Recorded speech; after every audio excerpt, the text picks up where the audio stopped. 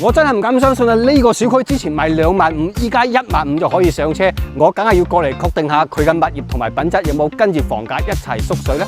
等陣我哋暫時唔講啊，就睇呢個小區大門嘅話，真係可以吊打好多個千萬豪宅啊！所以話依家買房真係要買呢啲4代住宅啊！你睇下幾氣派。行入大堂嘅話，體感非常之好啊！你睇下公區收拾得乾乾淨淨啊！平時每日收工翻嚟嘅話，瞬間成個人輕鬆晒啊！仲有下沉式嘅會所、健身房、游泳池，呢啲都係4代住宅嘅標配嚟嘅。真係諗唔到啲開發商依家咁有良心啊！價錢平不但止，仲俾我哋咁靚嘅配套啊！真係大大嘅點讚啊！最吸引我嘅地方咧，就係呢個大橫廳啊，91平方可以做到4房2廳2衛啊！我敢講呢個戶型絕對係可以吊打周邊所有嘅小區啊！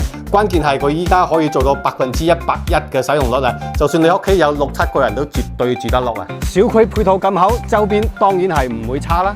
出門行兩步嘅話，就係華發商都平時吃喝玩樂嘅話，真係乜都有啊！仲有市民中心、圖書館、5星級酒店，休閒娛樂嘅話，真係太方便啦！喺航空新城呢個咁合身嘅位置，配套又咁好，價錢又咁平，如果我要換房嘅話，肯定會優先考慮呢度。